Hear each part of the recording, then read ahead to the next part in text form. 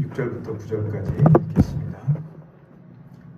그러나 이제 그가 더 아름다운 직분을 얻으셨으니 이는 더 좋은 약속으로 세우신 더 좋은 언약의 중보시라. 저 첫 언약이 무음하였더라면 둘째 것을 요구할 일이 없었으려니와 저희를 허물하여 일렀으되 주께서 가라사대 볼지어다 날이 이르리니 내가 이스라엘 집과 유다 집으로 새 언약을 세우리라. 또 주께서 가라사대 내가 저희 열조들의 손을 잡고 애굽 땅에서 인도하여 내던 날에 저희와 세운 언약과 같지 아니하도다. 저희는 내 언약 안에 머물러 있지 아니하므로 내가 저희를 돌아보지 아니하였노라. 아멘. 인간의 역사를 관찰하는 그런 다양한 견해들이 아주 고대 시대로부터 있어 왔지만 오늘날 우리가 접하고 있는 인간의 역사에 대한 인식의 근거는 사실상 근대 역사관에서 출발한다고 볼 수 있습니다. 물론 그러한 사고방식은 이전에도 전혀 없었던 것은 아니었지만 계몽주의를 전후로 해서 세상에 대해서, 인간에 대해서, 자연이나 절대자 신에 대한 관점이 커다란 전환의 계기를 가졌던 시점이었습니다. 이런 변화들 가운데에서는 프로테스탄트 종교개혁 사건도 거기에 포함되어 있습니다. 이 부분에 관해서는 나중에 따로 말씀드릴 기회가 있겠죠. 역사를 우리가 논할 때 빠질 수 없는 유명한 텍스트와 같은 책이 있습니다. E.H. 카의 역사란 무엇인가 라는 책인데, 이 카라고 하는 이 교수는 영국 출신입니다. 20여 년간 외교관 활동을 했고 60세가 넘어서 옥스퍼드와 캠브리지 대학에서 강의를 했는데, 금방 소개한 역사란 무엇인가라는 책은 캠브리지 대학에서 강의한 강의 내용을 모아서 출간한 그런 책입니다. 이 책은 역사학을 공부하는 데 있어서 아주 너무나 잘 알려진 그런 책인데, 그 역시 이 책으로 인해서 세계적인 역사학자의 명성을 얻게 되었습니다. 그의 책에 대해서 오늘 소개하는 시간은 아니기 때문에, 다만 그가 말하는 역사란 무엇인가 많은 내용들이 소개가 되었지만, 우리 신앙의 관점으로 한마디로 요약을 하자면 그가 말하는 역사라고 하는 것은 인간이 살아온 사건들의 기록이고, 그때 그런 인간의 역사의 주체는 인간이었다. 주제도 내용도 모두 인간의 역사다라고 하는 것이 우리 신앙의 관점으로 그 역사관에 대해서 한마디로 축약한다면 그렇게 정리할 수가 있습니다. 여기에는 근대 이전까지 주체로서 그리고 내용으로서 인간의 자리, 그 인간의 자리에 동일하게 차지하고 있었던 것이 사라졌습니다. 그 동일한 자리를 차지하고 있던 주체가 누구냐라고 했을 때 절대자, 즉 하나님이 그 자리를 점유하고 있었는데, 근대 이후에는 그 하나님이 차지하고 있던 자리를 인간이 대신 차지하게 된 역사적, 사상적 격변이 있었던 시대였다. 모든 인간의 사고방식에 있어서 정도의 차이는 있지만 절대자로서 하나님의 존재가 배제되고 사라진 것이 바로 우리 시대의 모습이라고 평가할 수 있습니다. 그래서 우리가 하나님을 말한다라고 해도 그때 그 하나님은 실제 세계와 동떨어진 이신론적인 하나님을 말할 때도 있고, 심지어 교회 안에서도 하나님을 말할 때 신앙적 차원으로만 말하고 실제 자기 삶에 관여해서 영향을 미치고 주체로서 주도하시는 하나님으로서 여기지 않는 경우도 있다는 이런 참담한 실상이 우리 시대의 실상입니다. 이런 하나님은 성경에서 말하고 있는 하나님이 아닙니다. 우리 신앙이 고백하는 바로 그 하나님이라고 말할 수 없습니다. 오늘 제가 이런 말씀을 시작하는 이유는 창조 때로부터 지금까지 이어져 오고 있는 하나님의 역사가 있습니다. 하나님의 이 역사는 단지 성경 안에만 갇혀 있는 그런 텍스트 안에 갇혀 있는 그런 역사가 아니라는 것이죠. 우리가 먹고 자고 사는 인생의 삶의 그 전 과정, 그것은 우리 한 개인뿐만 아니라 모든 인류가 살아왔던 삶으로서의 역사는 이에치카가 말했던 것처럼 사람이 주체가 되고 사람이 이끌어가는 것이 아니라는 것이. 비록 사람이 전면에 등장하고 있지만 인간의 역사는 하나님께서 자신의 뜻과 목적을 이루어 가시는 하나님의 역사다라고 생각하는 것이 오늘 우리에게 우리 신앙에 있어서 절대적으로 필요한 그런 관점이다. 이런 점을 우리가 각성할 필요가 있습니다.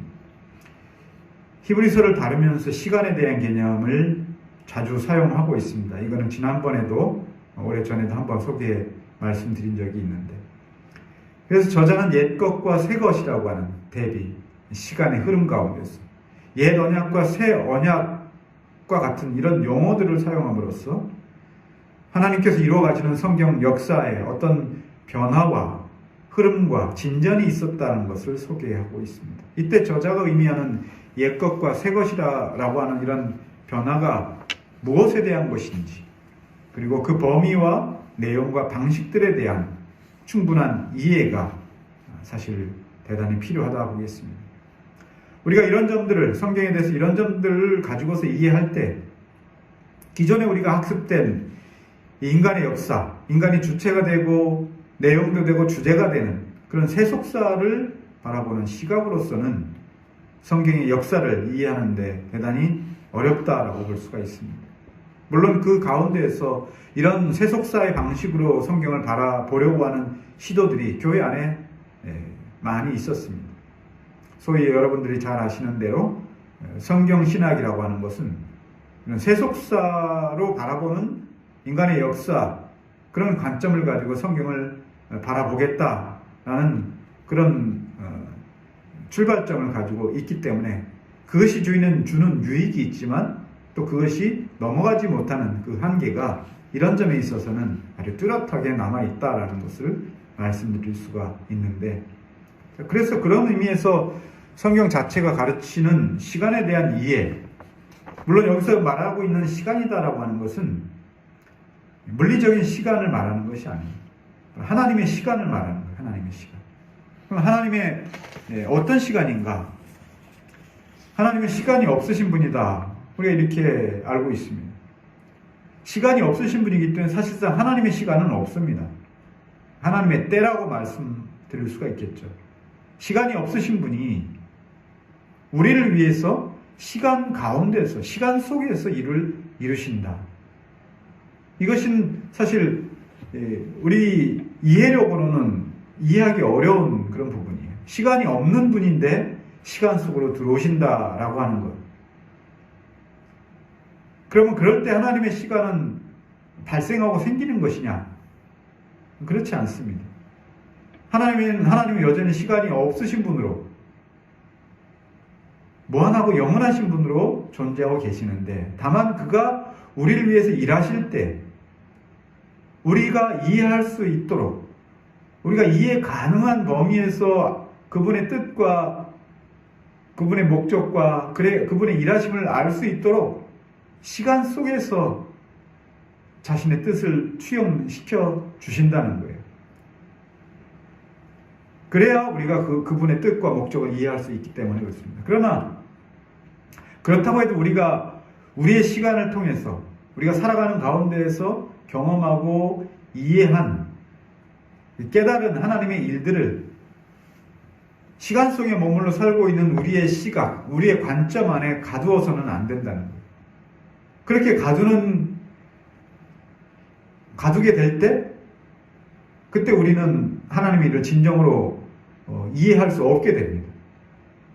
우리가 이해했다 하지만 그것은 우리 편에서의 이해인 것이고, 하나님께서 주시고자 하는 진정한 의미에서 뜻과 목적으로 우리가 넘어갈 수 없다는 거예요. 바로 이런 면에서 신자라고 하는 것은 시간 속에 존재하고 시간 속에서 신앙을 갖고 성숙시키고 자라나가지만, 그러나 시간을 넘어서 존재하는 존재가 신자라고 볼 수가 있어요.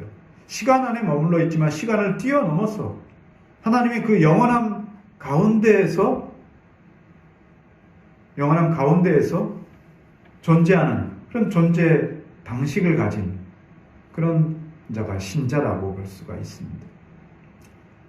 이러한 사고는 대단히 아주 고차원적인 사색이 필요한 부분입니다. 그러나 일단 한번 그 부분에 대해서 눈을 뜨게 되면은 마치 높은 산 위에서 저 아래 펼쳐져 있는 마을을 바라보고 세상을 바라보는 것처럼 전체를 큰 뷰로 볼 수 있기 때문에 보다 넓은 시야를 가지고 있고 각각의 위치와 자리들을 확인할 수 있게 되는데, 이것은 인간의 이해력으로는 가질 수 없는 부분입니다. 이거는 신앙으로, 믿음의 눈으로 볼 때 이런 이해로 넘어갈 수 있는데, 이런 면에서 여러분 모두가 이런 시야를 가지면 좋겠다는 말씀입니다.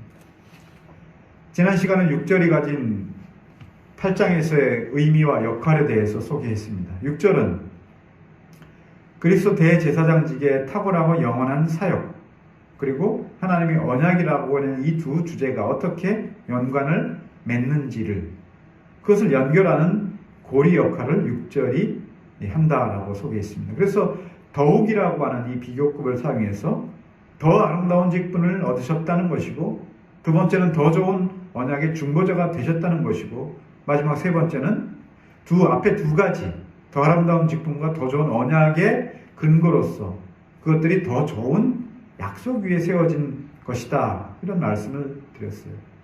이렇게 저자는 그리스도가 우리의 영원한 대제사장으로서 일하실 때 새 언약의 탁월성을 통해서 그분이 우리에게 베푸시는 최선의 혜택을 주고 계시다라고 하는 것을 깨닫도록 그렇게 인도하고 있습니다. 6절부터 마지막 13절까지는 옛 질서를 버리고 새로운 질서를 받아들이도록 하려는데 있습니다. 7절과 8절 전반부에서는 그리스도께서 새로운 질서를 시작하시는 분이 되셔야 할 그 이유로서 옛 언약과 그 옛 언약 아래 살았던 사람들의 한계와 흠에 대해서 말하고, 8절 후반부부터 9절까지는 그래서 새로운 대상과 새 언약을 맺어야 할 필요성이 당연히 거기에 제시되고 있습니다. 10절 이하 12절은 그렇게 맺어진 새 언약이 지니고 있는 새 언약의 성격과 특질들을 제시하고, 마지막 결과적으로 그래서 옛 언약은 폐지되었다는 것을 선고하고 있습니다. 오늘 본문은 7절과 8절 전반부에 관련해 있습니다. 저 첫 언약이 무음하였더라면 둘째 것을 요구할 일이 없었으려니와.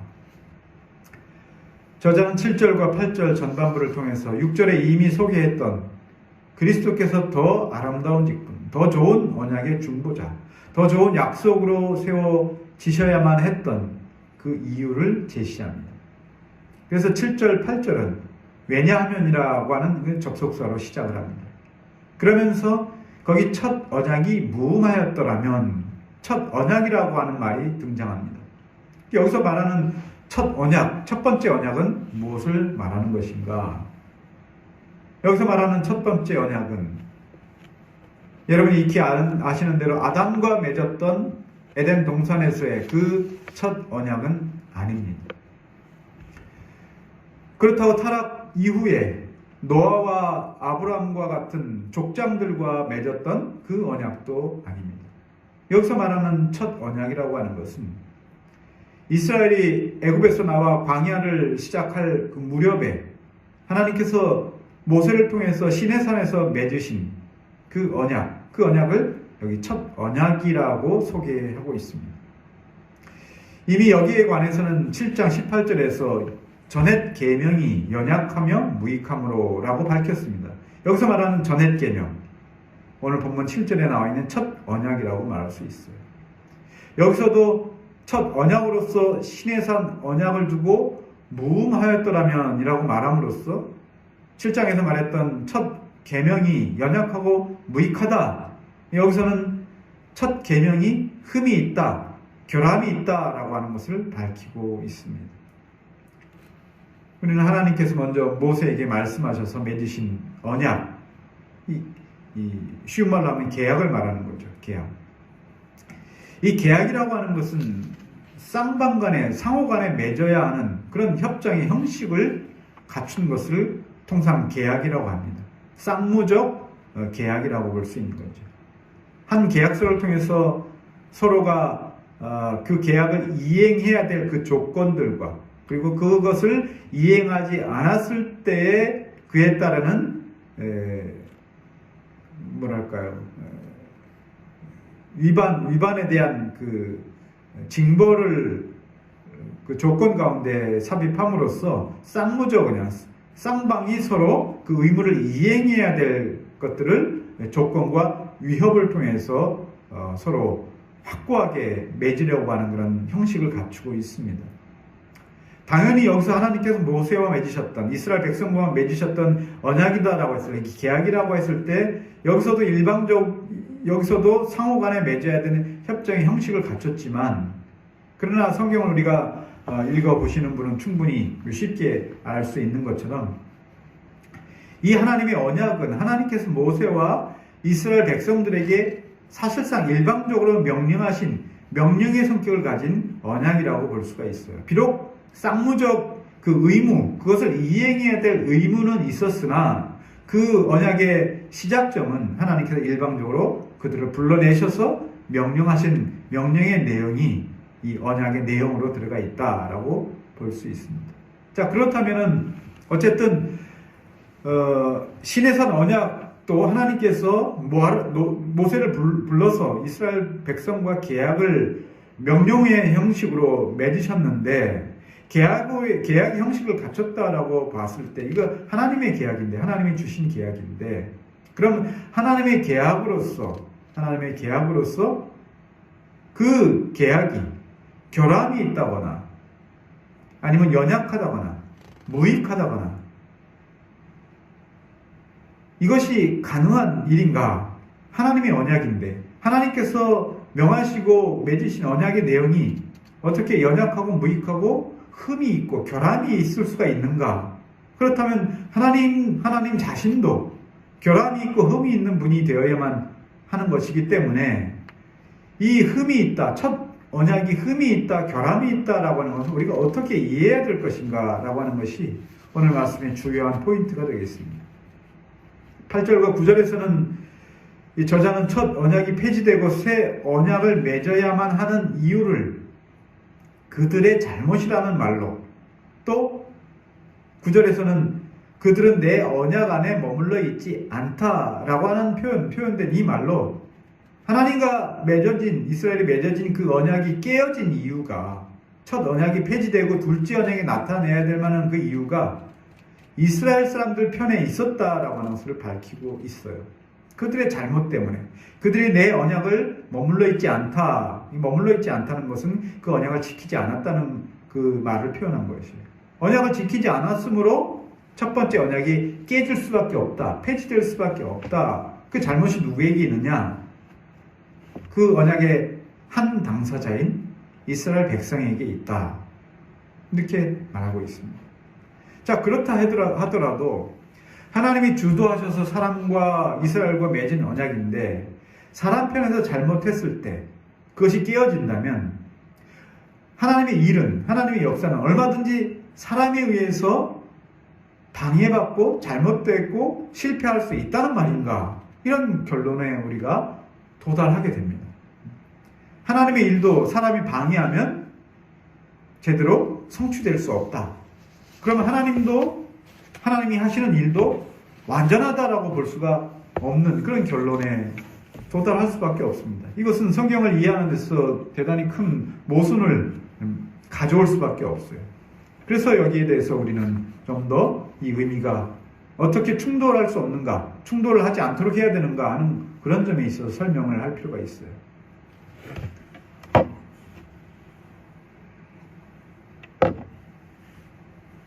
이 점에 대해서 우리는 하나님께서 택함을 받은 자들에게 주실 영원한 언약과 그리고 이 언약이 시간과 역사 안에서 사람들에게 어떤 사람들에게 주어지는 그런 방식과 수단 사이 그 두 사이를 구별할 필요가 있습니다.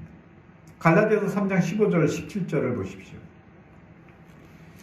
이렇게 거기 표현되어 있습니다. 형제들아 사람의 예대로 말하노니 사람의 언약이라도 정한 후에는 아무나 폐하거나 더하거나 하지 못하느니라.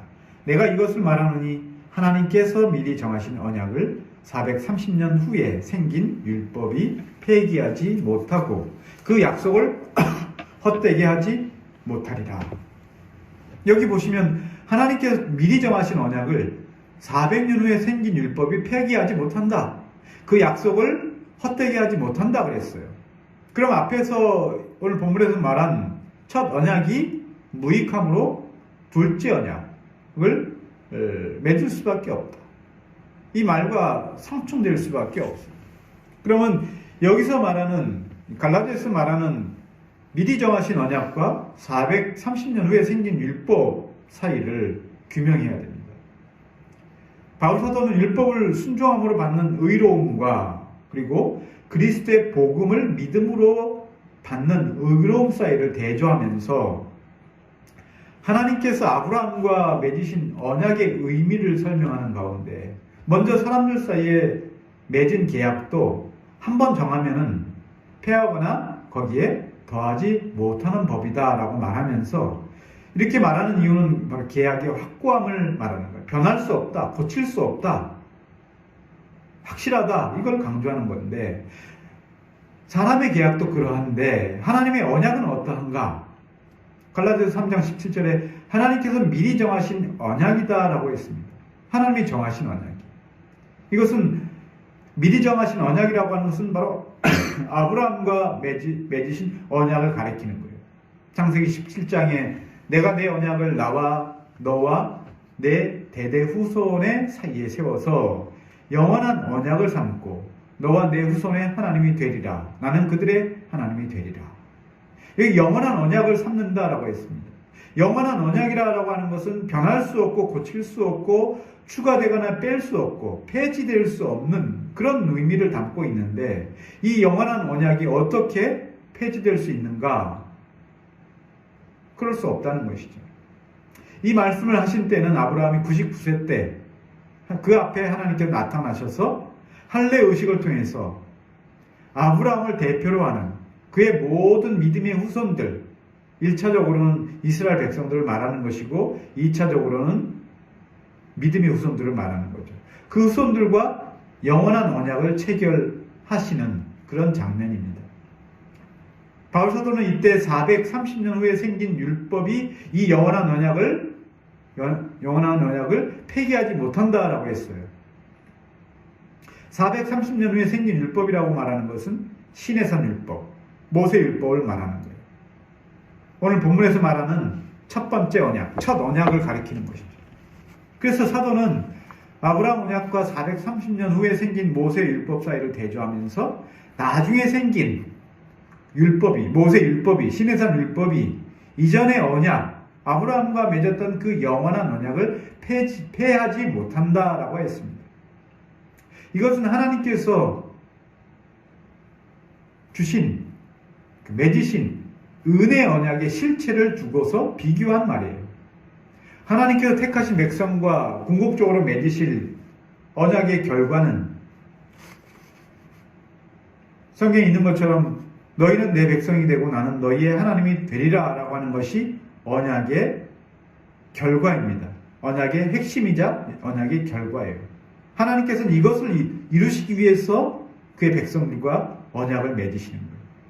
그리고 이러한 확실한 관계가 될 수 있는 근거는 하나님의 약속을 믿는 믿음을 통해서 이루어지는데 이때 그 약속이 무엇인가 하면 아브라함에게 주신 약속의 내용이 무엇인가 하면 아브라함에게 약속된 후사가 누굽니까? 그 당시에는 이삭을 주시는 것이었어요. 이삭이 아브라함의 약속의 후사였어요. 그 이삭 자신만을 말하는 것이 아니라 이삭이 상징하는 인물이 있는데, 이삭이 상징하는 인물은 하나님의 모든 약속의 그 내용이자 실체이신 예수 그리스도를 가리키는 것이에요. 그러니까 1차적으로 하나님께서 약속을 맺으셨을 때 아브라함이 바라봤던 것은 자신의 몸을 통해서 나올 후사를 그가 소망했었는데, 그 후사로 소망할 그 자녀가 단순히 육신의 자녀만을 말하는 것이 아니라 약속으로 주실 그 후사로서 아브라함은 장차 오시게 될 그리스도를 바라보고 소망했다, 믿었다라고 하는 그런 결론에 다다르게 되는 것이에요.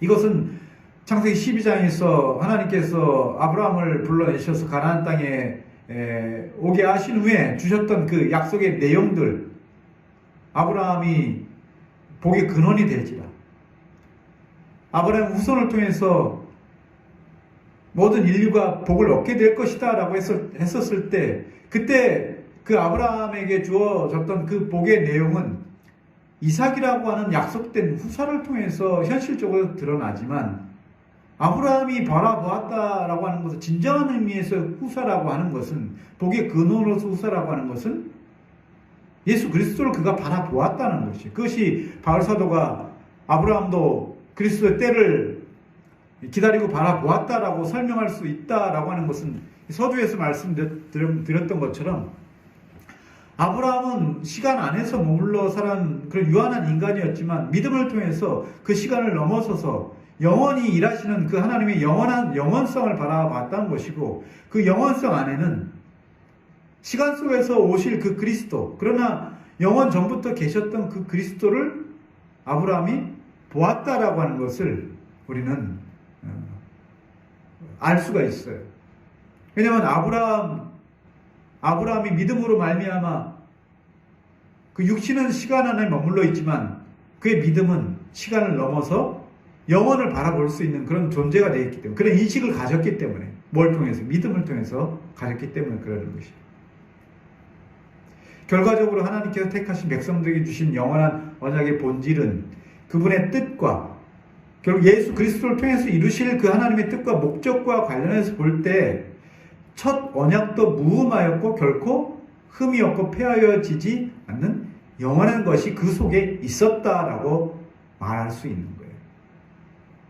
비록 신의 산 언약이다라고 할지라도 이 예수 그리스도를 가리키는 하나님의 뜻과 목적과 관련해서 생각해 볼 때 그 첫 언약 안에도, 신의 산 언약 안에도 흠이 없고 폐하여지지 않을 언약의 실체가 그 안에 있었다, 이런 결론이죠.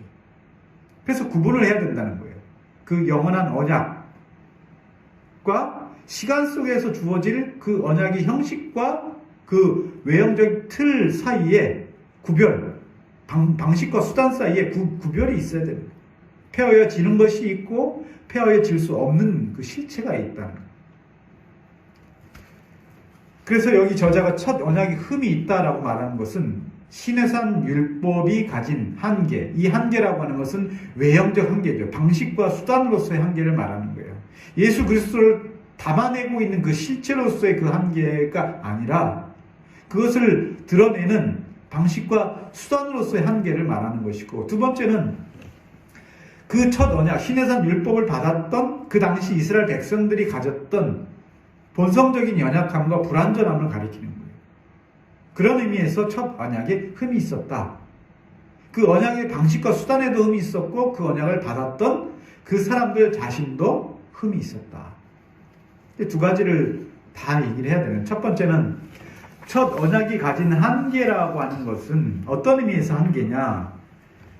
짐승의 피를 흘려서 드리는 제사제도와 각종 의식들, 제사법을 말하는 거예요. 제사 의식들이 정결 예식들 말하는 것이고 온갖 종류의 그 규례들을 말하는 거예요. 그리고 그것의 수종들은, 그것을 집행하는 제사장들이 가진 인간적인 흠과 연약함이 하나님의 뜻과 목적을 온전히 나타내고 수행하는 데 있어서 부족하다, 불충분하다, 불완전하다는 것이, 그것이 옛 언약 자체가 가진 흠이 돼요. 수단과 방식으로서.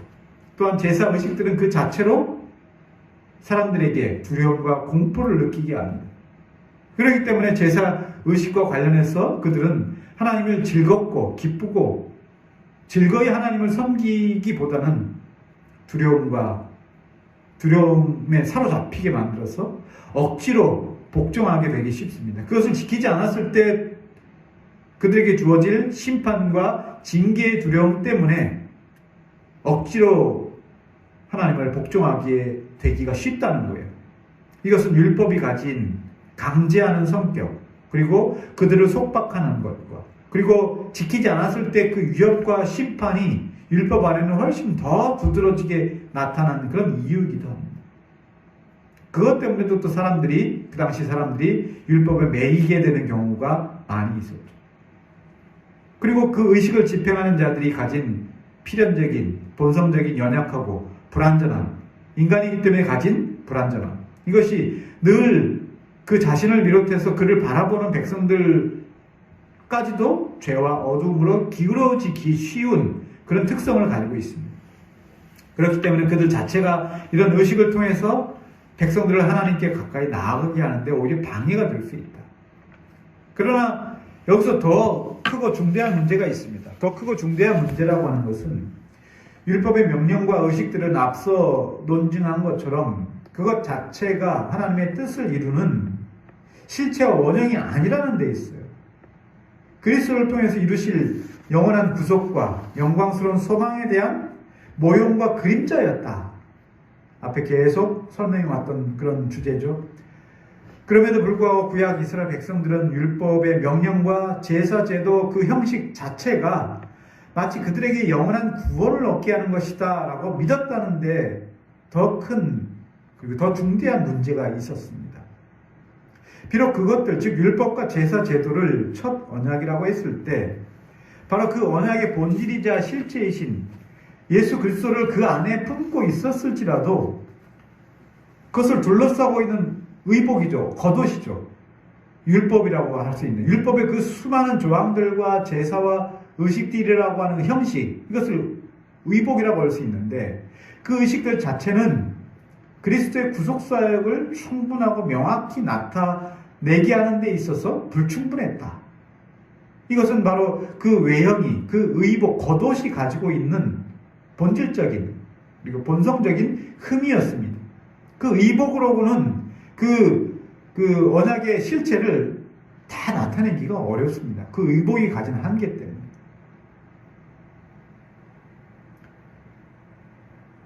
그리고 짐승의 피와 각종 의식들로서는 믿음으로 화합하지 않는 한 그런 의식들은 그들 마음에 새겨진 죄책을 완전히 제거하지 못했습니다.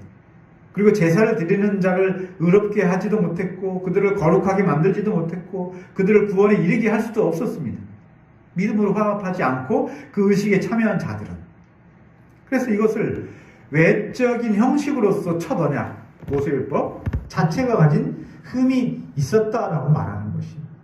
두 번째는 여기에 더하여 이 언약의 명령을 온전히 수행했어야 할 이스라엘 백성들의 허물과 잘못이 결국 첫 언약을 폐지하고 새 언약을 맺어야 할 주된 원인이 되었다라고 말하는 것입니다. 그러므로 사도가 여기서 첫 언약에 흠이 있었다라고 말한 까닭은 3단 논법으로 증명할 수 있어요. 첫 언약이 완전 무결했으면 둘째 언약이 필요치 않다. 하지만 둘째 언약이 세워졌으므로 결국 첫 언약은 완전 무결하지 않았다는 것이다. 결국 율법과 제사 의식 자체가 하나님의 영원한 뜻과 목적을 충분히 나타내기에는 한계가 있었고 약속을 받아서 이행할 자들이 불순종과 완고함 그리고 그들의 눈에 보이는 것에만 머물러 있었을 뿐이지 그 이상으로 하나님이 품으신 영원하신 뜻과 목적을 바라보지 못했다고 하는 그들의 어리석음이 원인이었다라고 하는 이 두 가지를 동시에 지적한다는 의미에서 첫 언약이 무흠하지 않았다라고 말하는 것입니다. 이와 같은 내용은 8절 전반부에서 그들의 잘못을 지적하다라고 하는 이 말을 통해서 저자는 7절에서 표현되고 있는 무음하다 이런 표현을 사용하고 있는데요. 잘못을 지적하다라고 하는 이 표현과 무음하다라고 하는 이 표현은 동사의 원형이 같습니다. 같은 동사를 사용하는 거예요. 무음하다, 그러니까 흠이 있다라고 하는 그 말에 적도를 하나 더 붙여서 표현하는 것이 잘못을 지적하다는 것과 같은 단어를 사용하고 있어요. 그리고 그들의 잘못이 구체적으로 9절에서 어떻게 표현되겠습니까? 그들이 내 언약 안에 머물러 있지 아니하였다. 언약을 깨뜨렸다. 언약을 지키지 않았다. 이렇게 지적을 한 것입니다. 본문에 대한 이해를 마치면서 결국 시내산 언약을 지칭하는 첫 언약 자체가 한편으로는 하나님의 뜻을 명료하게 나타낼 수 없었던 근본적인 연약성, 그리고 모형과 그림자로서 지닌 한계가 있었다라고 하는 것이고, 다른 한편으로는 첫 언약을 받아서 순종했던 이스라엘 백성들, 그리고 그들이 하나님께 순종하는 데 있어서 선천적으로 지녔던 무능함과 완고함이 동시에 그 흠의 내용으로 있었다라고 하는 것이에요. 여기에 대해서 의심이 많은 자들은 이런 문장을 두고, 이 표현을 두고, 애초에 하나님께서 무능하고 완고한 백성들에게 흠이 있고 불완전한 언약을 제시하신 것이 잘못됐다. 그 비난의 원인은 하나님께 돌립니다. 지킬 수도 없었던 불완전한 언약, 그리고 지킬 능력도 없었던 사람들에게 지키라고 말씀하신 하나님의 이 명령이, 언약이 애초부터 잘못된 것이다. 이렇게 하나님의 일을 비난합니다. 여기에 대해서 우리는 어떻게 대답을 할 수 있는가? 만일 하나님께서 첫 언약의 수단들과 언약 백성들 모두를 완전하고 완벽하게 조성하셨다면 어땠을까? 그랬다면 첫 언약이 깨지지 않았을까? 우리는 그렇게 자연스러운 결론을 도출할 수 없습니다. 그 아주 분명한 예가 있습니다. 창조 때 하나님께서 지상의 최고의 환경으로서, 최고의 조건과 환경으로서 낙원을 조성하셨어요. 그리고 그 완벽한 낙원에 걸맞는, 죄 없는, 흠 없고 부족함이 없는 첫 사람을 지으셨어요. 그때 그 낙원은 환경과 조건으로서도 그렇고 하나님의 명령을 받은 대상으로서 아담과 하와도 그렇고 모든 면에 있어서, 모든 것에서 하나님 말고는 더 이상 아무것도 필요 없을 정도로 완전한 상태, 완전한 조건과 환경이었어요. 물론 여기서 이 완전성이다라고 하는 것은 하나님 없이도 자동적으로 영원히 유지될 그런 완전성은 아니라고 볼 수 있습니다. 그래서 아무것도 부족함이 없었고 하나님이 주신 삶을 누릴 수 있었던 완벽한 삶이었어요. 그런데 그런 완벽한 삶의 조건과 환경에조차도 첫사람은 더 좋은 무엇인가를 바람으로써 하나님께서 금지하신 명령을 어겼다는 데 있어요. 그렇게 완벽한 조건과 상태에서도 그 언약을 깨뜨렸다면 그 다음은 어떨까? 죄라고 하는 것은 무엇이 부족하고 불충분하고 불완전한 상태에서 저질러진 것이 아니었습니다. 그 아담의 죄 이후에 모든 인류는 아담으로부터 물려받은 이 죄로 말미암아 선천적인 무능력과 선천적인 완고함이 그 본성에 새겨져 있기 때문에 어느 누구도 이 죄의 영향력 안에서 벗어날 수 있는 사람은 아무도 없었습니다. 그렇기 때문에 애초부터 그들은, 이스라엘 백성들은 불완전한 수단과 사람들에게 첫 언약을 주신 하나님께 모든 비난을 돌릴 것이 아니라 그렇게 불완전한 수단과 불완전한 대상들에게 마치 다시 회복할 수 있을 것처럼, 다시 할 수 있을 것처럼 복을 얻을 수 있는 기회를 주시고, 그리고 그 조건을 충족하는 자들에게 영원한 복을 주시겠다라고 약속하신 하나님의 은혜와 긍휼을 오히려 찬미해야 되지 않겠는가? 이것이 우리의 대답입니다. 할 수 없는 자들에게 다시 한번 기회를 주는 것이 잘못되었는가? 아니면 하나님의 자비와 긍휼하심이 거기에 나타났는가? 우리는 얼마든지 자연스러운 결론으로 후자를 택할 수가 있습니다. 낙원에서도 하나님의 값없는 은혜가 없을 때 완전한 상태에서 흠없는 아담도 타락했다면 아담 안에서 죄인으로 출생한 모든 인류, 그 중에서 택함을 받은 자들조차도 바로 하나님의 은혜가 아니면 아무도 하나님께 온전히 순종하여 영생의 복을 받을 수 없다라고 하는 것은 너무나 자명한 결론입니다. 그래서 이 말씀을 우리가 이해할 때 왜 불가능한 일을 하나님께서 우리에게 주셔가지고 지키도록 하셨는가라고 불평할 것이 아니라 할 수 없는 자들, 그리고 한계와 연약함이 있는 그런 수단과 방식을 통해서라도 하나님께서 우리에게 더 큰 복을 주시려고 뜻을 품으셨다라는 이 사실 자체가 오히려 우리가 하나님께 감사해야 될 그 내용이 아닌가.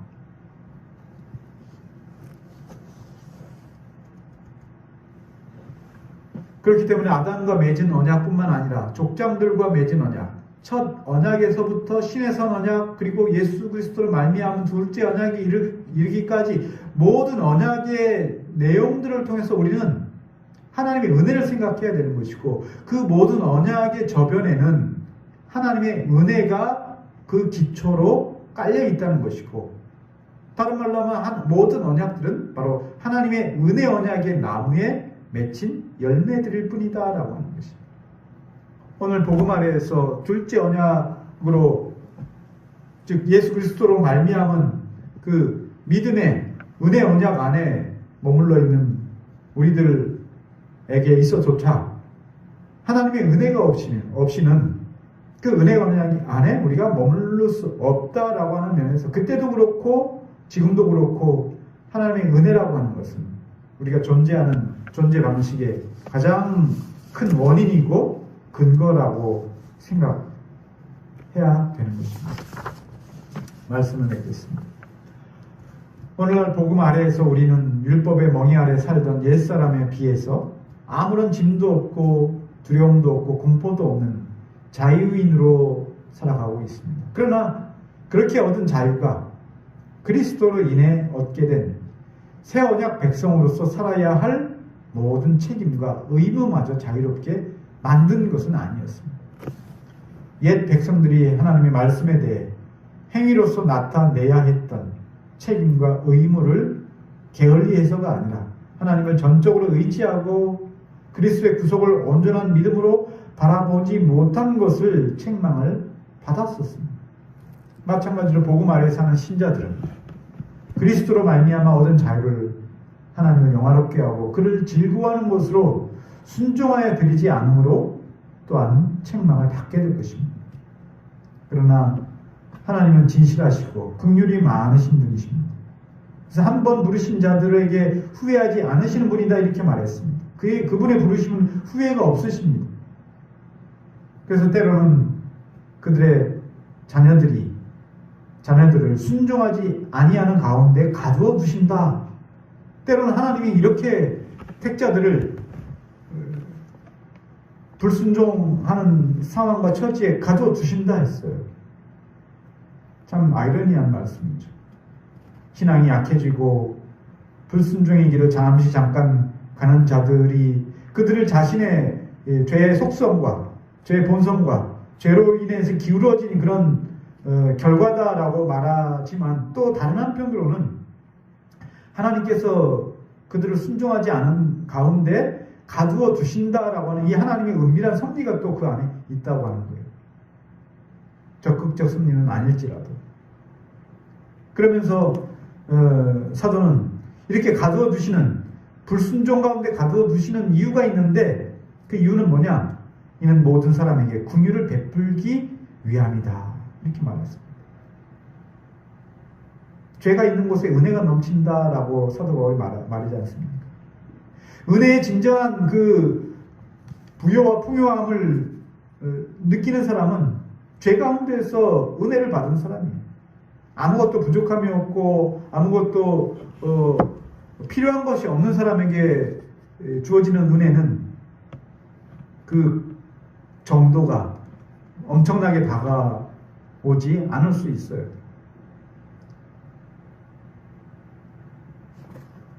이런 은밀한 하나님의 역사라고 하는 것은 하나님의 놀라운 지혜와 심오한 섭리 안에서만 이것은 설명될 수 있습니다. 누가 하나님의 지혜와 지식의 그 오묘함과 풍성함을 알 수 있겠습니까? 오늘 우리의 현실에 주어진 여러 가지 시련과 고난과 어려움, 때로는 그것이 우리 자신의 게으름과 나태함과 무지함과 완고함의 결과이기도 하지만, 때로는 하나님께서 우리를 더 깊은 절망으로 모르시고 그 가운데 가두어 주신다고 한다면 우리는 더 절망할 필요도 있습니다. 그래서 그 이후에 하나님께서 긍휼을 베풀어 주실 때 그것이 얼마나 우리에게 값지고 고귀하고 부요한 은혜인가를 깨달을 수만 있다면 때로는 절망조차도 우리 신앙을 위해서 유익한 것이다 라고 말할 수도 있겠죠. 우리가 감성적으로 그것을 동의하기는 어렵지만, 그래서 우리는 교만하지 말고 항상 주님께 의지하며 그분의 은혜가 없이는 살 수 없는 자들이다 라고 하는 이런 고백을 우리는 늘 평생 이런 고백을 하면서 살아야 할 그런 존재의식을 우리가 가져야 되겠습니다.